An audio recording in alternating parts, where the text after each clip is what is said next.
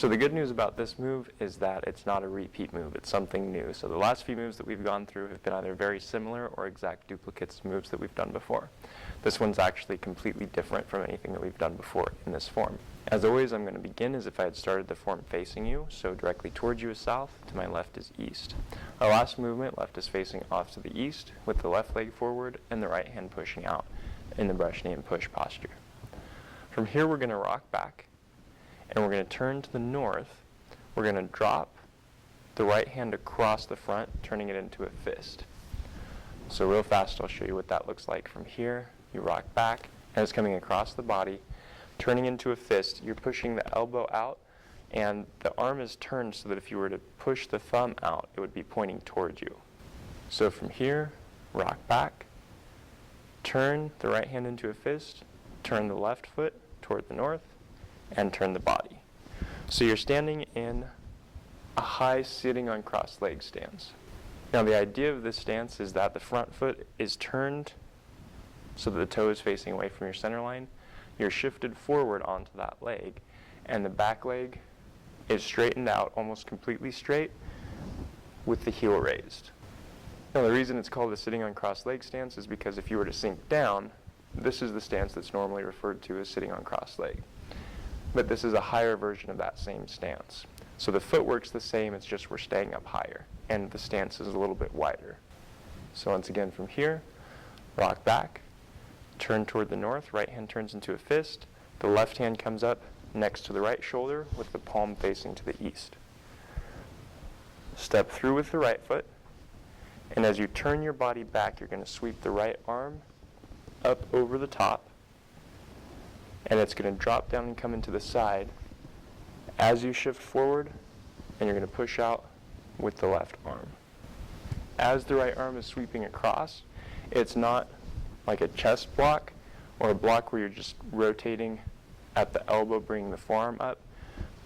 The tip of the elbow and the back of the hand are leading this motion, and it's sweeping across and pulling in. So it's an arc that you're making with the whole arm and then bringing it into your side. As you're making that arc with the right arm, as soon as it clears your center line, so it gets out of the way of this left hand and starts to travel down, you're going to push out with the left hand toward the east. So from our last movement, we're facing the east. We rock back, the right hand turns into a fist and drops down. Left hand comes up to the right shoulder as we shift forward to the left leg, facing the north. From here, we're going to step straight through with the right leg to the east. The right hand sweeps over the top as we turn our body to face the east. Once it clears the center line and starts to drop down, we push forward with the left hand as we shift forward, weight on the right leg.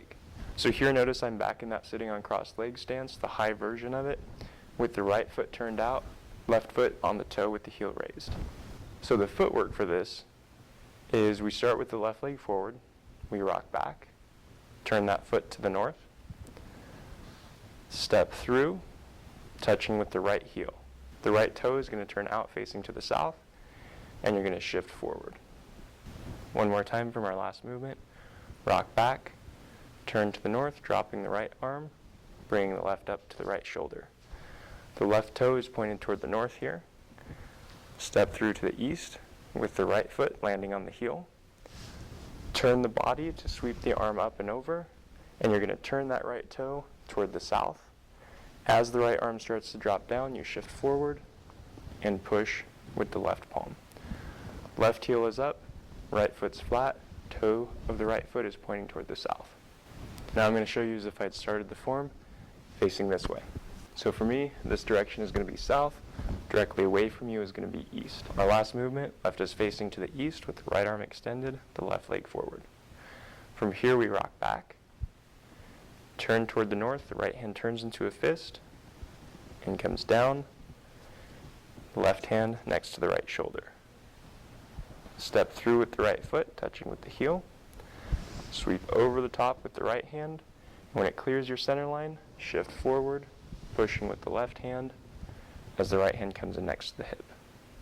Again, from our last movement, rock back, turn to the left, dropping the right arm, bringing up the left. Step through with the right leg, gently touching with the heel. From here, you're going to sweep over with the right arm, using body motion again, turning the right foot toward the south. And as you shift forward, you draw in the right arm, push out with the left, and shift the weight to the right leg. Now I'm going to show you as if I had started the form facing away from you. So directly away from you is south, this direction is east. Our last movement of the form left us facing to the east with the right arm extended. From here you rock back. You're going to turn the right hand into a fist, turn it so that the thumb is pointing towards you and the elbow is pointing away from you. So rock back, turn to the north, here. From here you step through, touch with the right heel, sweep over the top, and again make sure it's the hips that are rotating the body, bringing the arm across. So you rotate, the toe is starting to turn toward the north. When this hand clears the center line, it's going to start to drop down and pull in, and you push out with the left hand, settling the wrist at the end of the push. From our last movement, facing to the east, you rock back, turn toward the north, or to your left, dropping the right hand down, bringing the left hand up next to the right shoulder. Step through with the right, touch with the heel, turn the waist to turn the body, sweeping over the top with the right arm, shift forward, and push. Now I'm going to demonstrate as if I had started the form facing this way. So this direction is south, directly towards you is east. Our last movement left us facing off to the east with the left leg forward and the right hand forward. You rock back, and as you turn to the side, the right hand turns into a fist, and it sweeps across the front of the body as you turn. Left hand comes up next to the right shoulder. From here you step through with the right foot, touching with the heel. You're going to turn the hips to sweep the arm across. And as the arm clears this left hand so it gets across the center line, you're going to shift forward and push. Again from our last movement, left leg forward, right hand forward, rock back, turn the right hand into a fist, drop it across the front. As you turn, left hand comes up next to the right shoulder. Notice how my elbow is pointing out here. It's not in. It's rounded out. My thumb would be pointing toward me if I was to extend my thumb out. Step through with the right foot, gently touching with the heel, using the body motion, sweep across with the right arm. So here, when it clears the center line, shift forward and push. From our last movement, facing to the east, we rock back, drop the right hand across, bringing up the left, turning toward the north. Step through with the right foot, step down with the right heel. We're going to turn with the body, sweep over the top with the right hand, shift forward, pushing with the left. Some things that I would like to point out with this one is, again, make sure that you're not blocking. So it's not with the thumb side of the forearm pushing this way, it's with the back of the arm sweeping this way. So it's making an arc over and then pulling in next to the hip. It's not popping across and pulling straight back. The other thing to make sure that you're doing is when that hand's dropping across here, make sure that you're making it like a little bridge here. So you're pushing the elbow out, pointing the thumb towards you. And that's a good deflection. Say if someone's punching to your stomach, you can deflect there. This hand's up to guard. So from our last movement of the form, we rock back. You can imagine that someone's punching to your stomach, and you're doing that deflection down and across as you turn. Now as you do this, you want to try to keep the wrist basically straight. It can curve a little bit this way since you're making an arc through the arm, but you don't want it to push back this way. So you're not making an S out of the arm, you're making an arc. And you want to be able to use that to deflect, so make sure you're pushing the elbow out, rolling the arm around with the thumb pointed towards you. From here, you rock back, turn that right hand into a fist, drop it down, deflect across. From here, you step out, and you want to sweep across with the back of the arm and the back of the hand, and once that's out of the way, then you push forward with the palm. So once again, rock back, drop it across the front, deflecting. Here. Step through with the right leg, sweep across, here. So the idea is that you have the body whipping to supply both the deflection and the strike at the same time. That's all that there is to this move. As always, I hope you found this video very helpful. Thank you for watching.